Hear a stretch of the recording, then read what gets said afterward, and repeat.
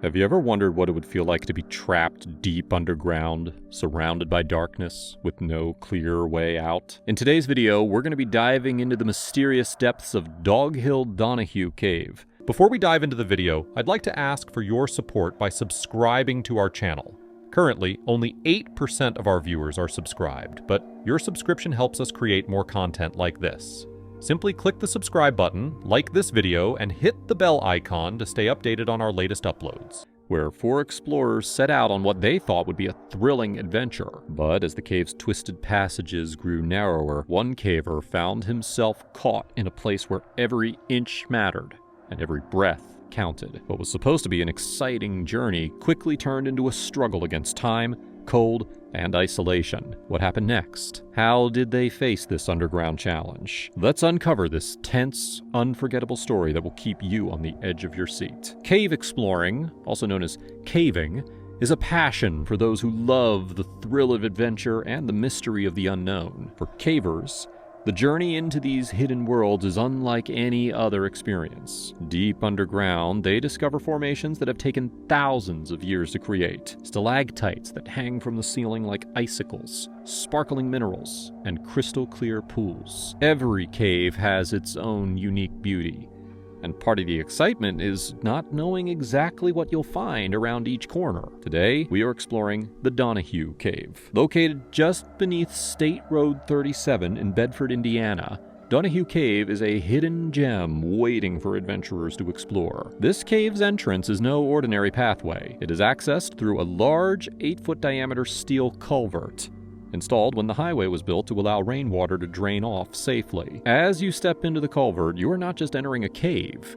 You are beginning a journey into an underground labyrinth shaped by natural forces over thousands of years. The placement of this culvert right at the cave's mouth provides a unique starting point for a thrilling underground experience, offering easy access to what lies beyond. Immediately upon entering Donahue Cave, you are greeted with narrow, twisting passages that feel like a secret maze. As you navigate these curved corridors, the excitement builds, giving you a taste of what's to come. The path twists and turns, drawing you deeper into the heart of the cave, where rock formations and unique structures emerge. One of the first fascinating sights that you'll encounter is a beautiful flowstone formation, a smooth, rippling surface with water gently trickling down. Flowstones are a natural wonder in caves, created by mineral-rich water depositing thin layers of calcite over time. This particular flowstone in Donahue Cave feels like it's been placed there specifically to captivate explorers. You might even find yourself needing to crawl over this formation in order to continue into the cave's larger stream passage. As you move forward, the terrain shifts,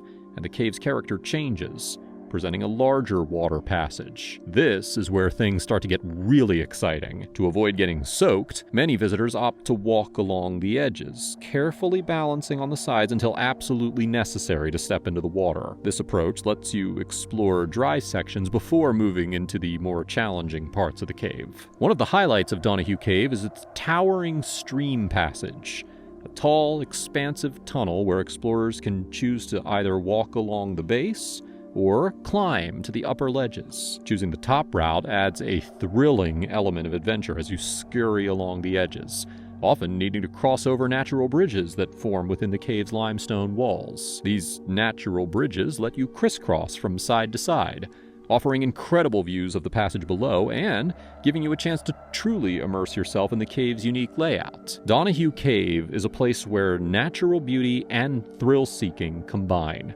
providing an experience that is both awe-inspiring and exhilarating. Its formations, unique access point, and dynamic passages make it an unforgettable destination for those who appreciate the mysteries of the underground world. Whether you're an experienced caver or a curious explorer, Donahue Cave offers a journey that lets you connect with Indiana's geological history in an exciting and hands-on way. On Sunday, September 23rd, a group of 4 cavers set out to explore Indiana's Doghill-Donahue Cave, an underground labyrinth known for its narrow passages, deep pools, and challenging terrain. The team planned an ambitious through trip, starting from the Dogghill entrance and ending at Donahue Cave's culvert entrance, covering over 3 miles of mapped pathways. The temperature inside the cave was a steady 55 degrees, a common characteristic of stream caves, but the cool temperature combined with the wet conditions meant that the group needed to be well prepared for the cold. Among the 4 cavers were Dawn and Paul Moore, along with Eric Bada, each with 2 years of caving experience. Accompanying them was Mark Dilley, a 32-year-old newcomer to the world of caving who was thrilled to join the adventure. The cavers had put thought into their preparation, understanding the difficulties of Doghill-Donahue Cave. This wasn't a beginner-friendly cave, and they knew that, especially given that Mark Dilley was less experienced. With a 3-mile trek ahead, they equipped themselves with layers of appropriate clothing to stay warm despite the damp environment, especially since they'd be navigating several deep pools. They also carried basic supplies and flashlights to help them see through the dark, winding tunnels. Their plan was to move cautiously but consistently, supporting each other through any tricky sections and emerging by nightfall at the culvert entrance. The team had discussed possible challenges in advance, such as the need to conserve energy and be mindful of the time, as it is easy to lose track while exploring a cave. Doghill-Donahue is famous for its difficult twists, tight passages, and slippery terrain, so their main priority was safety and teamwork. But they were also excited. Dawn, Paul, and Eric were excited to push their skills,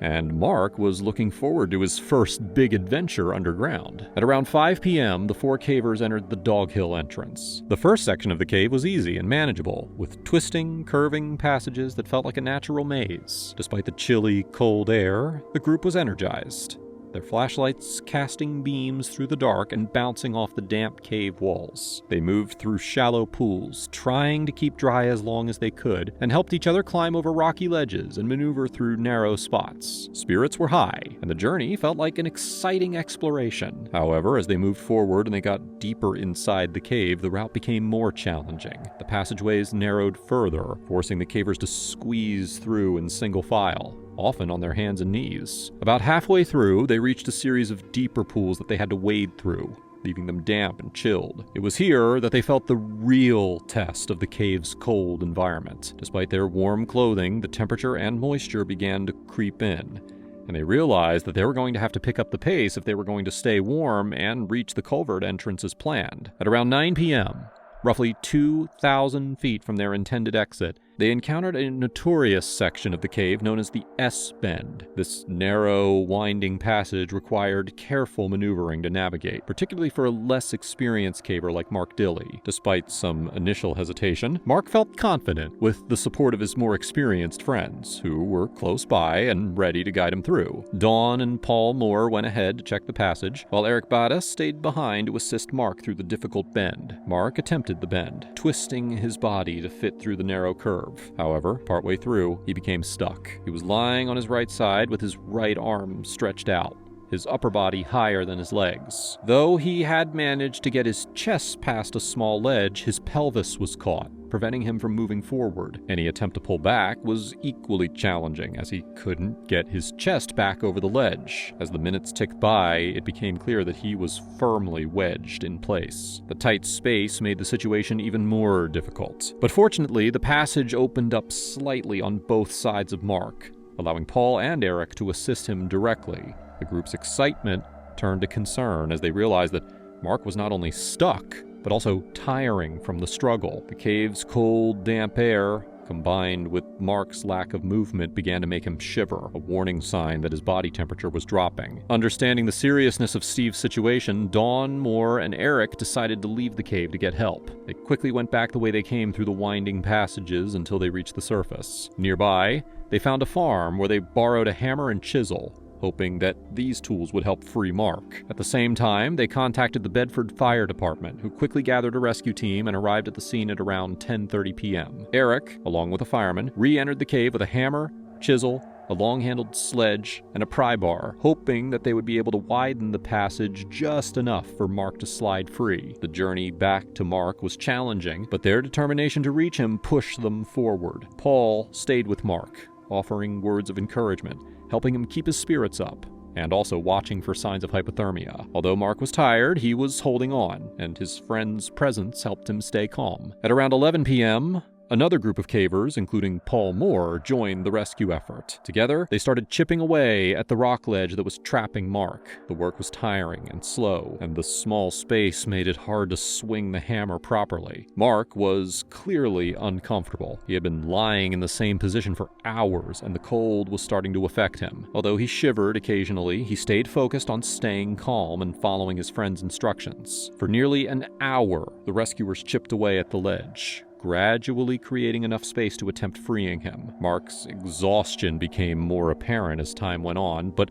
finally, though, the rescuers cleared enough rock, and with careful maneuvering, they were able to help him slide out of the tight passage. Mark was free at last, but the ordeal had left him nearly exhausted. Although the passage out was usually a short trip, Mark's condition required a slower, more careful approach. The group moved at a steady pace, helping him over any obstacles and stopping whenever he needed to rest. Mark was very tired, and the cold from being in the cave for a long time was starting to affect him. This made the journey back to the entrance difficult. Finally, at around 3:30 a.m., Mark and the rescue team reached the culvert entrance. The night air felt refreshing after the cold cave, and though he was worn out, Mark was grateful to be safe. The adventure had been far more intense than anyone had anticipated, with a difficult rescue that highlighted the risks of caving, especially for newcomers. The incident in Doghill-Donahue Cave is a powerful reminder of how physically and mentally demanding cave exploration can be, especially for less experienced cavers. Dr. Sloan, an expert on cave rescue, noted that Mark Dilley's exhaustion and how long it took him to exit the cave seemed more intense than expected. Although he didn't show clear signs of severe hypothermia, there were factors that may have contributed to his tiredness, such as mild cold exposure, dehydration, and a lack of food. The group hadn't eaten well before starting their journey, and they didn't bring any food into the cave, expecting a shorter trip. This left them vulnerable to exhaustion and slowed down their exit. Noel, another experienced caver, pointed out that getting stuck is often a bigger risk for novices like Mark. A lack of experience with caving techniques can lead to problems, especially when fatigue sets in. Experienced cavers know how to move efficiently, preserving energy and managing stress in tight spaces, whereas a novice may not have these skills yet. This makes it important to plan carefully, especially when there are new cavers in the group. Experienced cavers need to be aware of the extra support a novice might need, including setting a manageable pace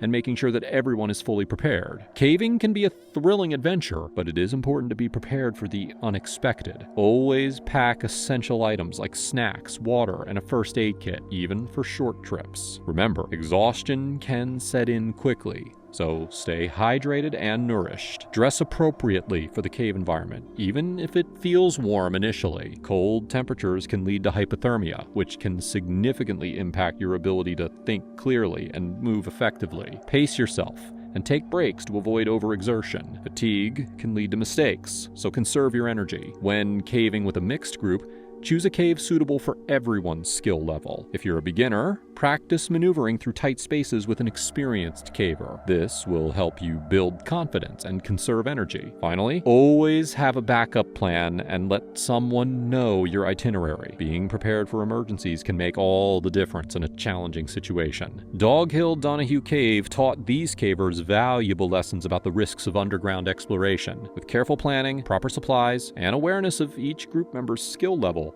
future trips can be safer and more enjoyable. This adventure reminds us that the underground world, while thrilling and beautiful,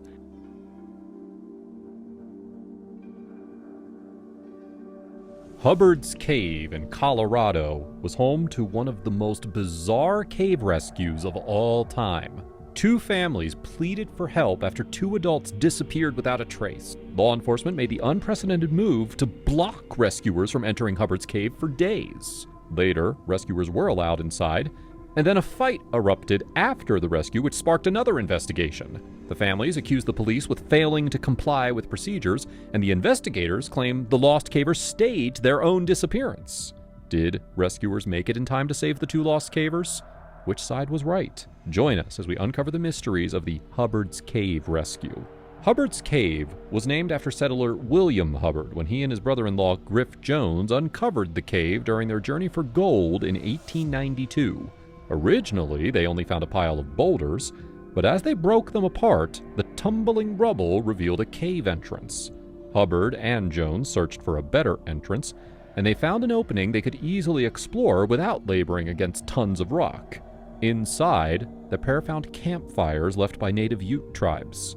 The Ute have a tradition known as the Bear Dance, which is a 10-day celebration held in March. In the past, they raced horses, gambled, and ate before and after the main event. In reverence to the bears they hunted, the Ute people gathered to dance like a bear scratching a tree, while musicians played instruments called rasps or notched sticks that mimic the sound of claws on bark. Afterward, the designated storyteller would weave interesting and allegorical tales around the campfire. Hubbard and Jones even noted that there was evidence of bears living in the cave as well. The prospectors were enchanted by the cave. They kept walking deeper as each new step revealed new cave formations and crystals they had never seen before. Eventually, they realized they were lost. In their panic, they wound their way through the labyrinth of the cave, which only worsened their situation. They nearly resigned to their fate when their hunting dog trotted into their lamplight and led them back to the surface. Today, Hubbard's Cave is located on the edge of the Glenwood Canyon on a rolling, rocky hillside dotted with pine trees overlooking the Colorado River.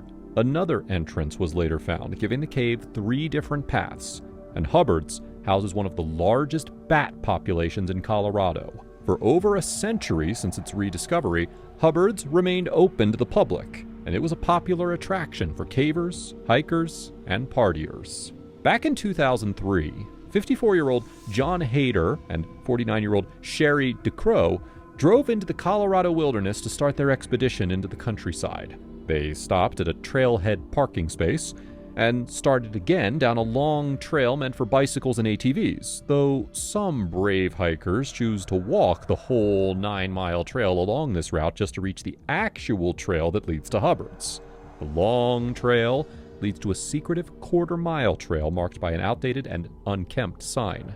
The last stretch is steep and rocky, which makes the journey even more challenging. John and Sherry were fit, but the hike drained them more than they realized. Their fatigue would come back to bite them, limiting their mobility and strength in the cave and causing them to make poor choices that led to disaster. The main entrance to Hubbard's is a triangular hole in the streaked rock that protrudes from the ground. The floor of the entrance is lined with sharp, jagged stones that have splinted from the cliffside or the ceilings of the cave. The ceiling dips down to resemble a dark, gaping maw ready to devour all those who dare to enter. Sherry only planned to show John the way to Hubbard's cave, but once they reached the cold and curious void in the rock, they threw caution to the wind and ventured into the darkness. Just like Hubbard and Jones before them, the ambitious pair entered the cave, oblivious to the dangers that lay in wait below them. After their long trek, they had an easy start to the cave. Over the years, the government installed some steps, a metal tube, a support wall, and a ladder at the entrance because so many non-cavers ventured to the site. John and Sherry fit among those casual cavers who don't take splunking seriously. They brought flashlights instead of headlamps. They had no backup lights. They wore regular athletic hiking gear, and they had no food or water. On top of all these mistakes, they then started their journey by ignoring one of the most important steps for any cave adventure. They didn't tell anyone they were going into Hubbard's cave. Communicating the plan to others is a crucial step for anyone who wants to explore the deep tunnels below our feet. Once inside a cave, cell phones won't work. If you get stuck, injured, or lost, you're stuck relying on a chance encounter with another cave group, or you're dead. John and Sherry overestimated their abilities and thought that Hubbard's would be safe, since it was such a popular attraction. Venturing into the cave, they found the same formations that bewildered William Hubbard when he explored the cave. There were selenite needles that jabbed from the walls like strands of glass. Cave hair formed by gypsum oozing out of small pores in the rock to make curly hairs or long strands of silky-looking rope. And they found many more otherworldly sights as they hiked deeper below. The pair twisted around the bends of the cave without realizing Hubbard's contains 3 major passages. Nearly 400 feet into the cave, they noticed one of their lights was flickering. They shook the flashlight and jostled the electronics around a bit like you would with an old remote. maybe the batteries were dislodged, or there was something stuck in the contacts that jammed up the electrical current. The device looked fine, but it was pretty old. Most people have flashlights for convenience, not for emergencies. Flashlights are rarely replaced, and few people fork out the money for a quality device. One of them realized how old the flashlight was after noticing the once clear plastic was slightly yellow from sunlight exposure. Then, the flashlight completely turned off. For once on this unfortunate adventure, they made the right call and turned around to go back to the safety of the forest above. As they walked through the narrow archways and over slippery ground, the other would-be caver nervously laughed and mentioned their flashlight was also old. They said they'd buy a new one later and offered to go shopping together. But roughly halfway back, they realized their light was dimming. Then, a familiar sight made their hearts sink and their stomachs turn. Their last remaining torch began to flicker. With one last flare, their only remaining light source was extinguished. Once more, they made a sound decision to remain stationary and pray for help. When Sherry didn't return home that night, no one seemed to notice. She was an adult, and she could come and go as she pleased. But 2 days after the pair went missing, her family, the DeCrows, tried to contact her. They only got her voicemail. They tried her home, but she wasn't there either. Sherry's daughter, Ramia, convened with the rest of the family to discuss her mother's absence. Some thought she might have skipped town to marry her friend John, but others were afraid something terrible had happened to her. That night, they submitted a missing persons report to the Garfield County Sheriff's Department. Now, some members of her family thought her ex-husband could be to blame, so the police investigated him. The family suggested her ex was violent, and fear quickly spread about what he could have done to her. Of course, her ex-husband was a dead end, and he had alibis for the night of her disappearance. Knowing that Sherry would sometimes explore the outdoors, the Air National Guard ran a helicopter sweep of the river and other water sources to search for her body. This search turned up no results, and it also failed to find their vehicle, which was still parked at the trailhead. That's when the DeCrows started to butt heads with the police. They thought the investigators didn't do a thorough job, so they recruited a family friend to fly his personal plane and search for any signs of Sherry. After only 30 minutes in the air, this independent pilot found her Suburban parked at the trail in the Colorado wilderness. This spot and its connection to Hubbard's has been popular for over 100 years. The family immediately knew what happened, but they couldn't convince the police. In their eyes, deputies and others involved in the search should have immediately connected the dots that Sherry could have been inside Hubbard's cave. But instead of calling a rescue team, they taped off the parking lot as a possible crime scene. After far too long, days after Sherry and John got lost, a canine unit led police to Hubbard's cave. Reports suggest that the police had no idea how to proceed. They called for Sherry down the cold stone steps of the cave and shined their lights into the darkness, but they didn't venture inside. To make matters worse, they still didn't call a cave rescue team. Sherry's son and daughter said they would search the cave themselves and recruit cavers to guide them to find their mother. The chances of finding her alive continued to plummet every second. They knew she was inside and they needed to act immediately, but the police refused to grant entry into Hubbard's because of the already debunked fears about her ex and the possibility of foul play, which could endanger the lives of anyone entering the cave. Since it was considered a crime scene, they wouldn't allow anyone to potentially tamper with evidence, even though they could have escorted the rescuers to ensure they complied with procedures. The two camps argued until a thunderstorm rolled over the mountains and valleys of the area and the police disbanded the search party. Inside the cave, John and Sherry were struggling. The cold was numbing their rattling fingers and the darkness was messing with their heads. At first, they thought about what they would do when they got out, but by the third day they were crushed by hopelessness. Temperatures in Hubbard's cave dropped to as low as 3 degrees above freezing. Then, as the storm came through, rain started to trickle down overhead and little streams snaked over their shoes. They didn't see the water coming in the absolute darkness of the cave, and now they had to face the cold with wet clothes. But at least these muddy drops of water could keep them alive, for now. Like her family, Sherry even wondered if her vindictive husband could be to blame for their misfortune. John also had an angry ex. Did their divorced partners collude to sabotage their batteries on purpose? The thought struck fear into them. What if their exes were waiting outside? And what were they planning to do with them? Beyond fear and the cold, the pair also faced other challenges inside the tunnels. Hubbard's cave is at an elevation of 8,400 feet. Outside, the air is thinner and oxygen content is lower. It takes travelers days or weeks to adjust to the dry and thin atmosphere. They were used to it, but the body can only handle so much, and the oxygen inside the cave was even lower. They sat stationary, sucking all the fresh air from their surroundings. On top of all their other problems, the pair was slowly being poisoned by their own stagnant breath. By day 4, John was in bad shape. The two couldn't see how ragged they looked in the pitch blackness of the cave, but John's starvation and slow asphyxiation were becoming unbearable. If help didn't arrive soon, Hubbard's cave would become John's tomb. The thunderstorm battered the land for what felt like an eternity. The whole time, the DeCrows battled against the police to return and perform a rescue operation. Finally, after 4.5 days of Sherry's disappearance, police let the family and their team enter the cave. Of course, the police, who delayed the rescue for almost a week, sat outside. Even as the police watched people who had no idea how to properly explore caves enter the dark reaches of Hubbard's, they still didn't call an official rescue squad to aid them. The brave DeCrows weren't official rescuers. They had no gear. They lacked all the training cave rescuers dedicate their lives to learning and perfecting. But that day, they became rescuers. Armed with only crude flashlights and determination to find their missing family members, the team located Sherry and John only minutes after entering the cave. Because the group found Sherry so easily after entering the cave, that proved to the DeCrows that the police didn't even try to find her. After being gaslit for almost a week, the tension escalated into a fight between the police and the DeCrows.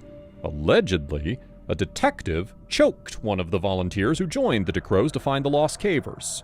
People on both sides held back the more aggressive members of each group, and eventually the threat of charges simmered the upset family members while John and Sherry were evaluated by medics. They were both exhausted and dehydrated. Their families explained the situation from their perspectives, which disgusted the fearful and shivering cavers. The medics noted they were weak and dehydrated, but they gave Sherry and John the choice to get hospitalized or return home. After seeing the fervor of their families, they opted to go home with them instead of traveling with emergency personnel. Home was a long way off, so the group stopped at a hotel to recover from the harrowing incident. It was later revealed that the sheriff never alerted local media outlets about Sherry's disappearance. The sheriff denied the cave rescue because he thought it could be a crime scene. But if that's the case, then why did he ignore a major component of a missing person's case?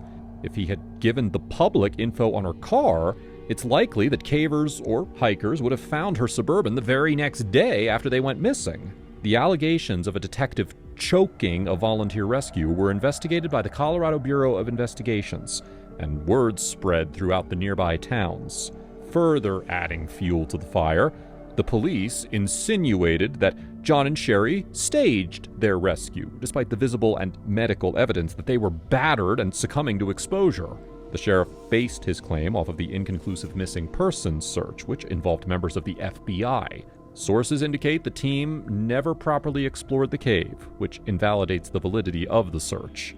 His claim also relies on the medical evaluation that said the pair were fine, but the evidence seems to suggest the sheriff simply misunderstood the medic's evaluation. The medics have an obligation to prevent medical deterioration, but if John and Sherry got fluids, food, and rest, they should be fine. After seeing the tension between both groups, the medics could have made the call out of pity for Sherry and John.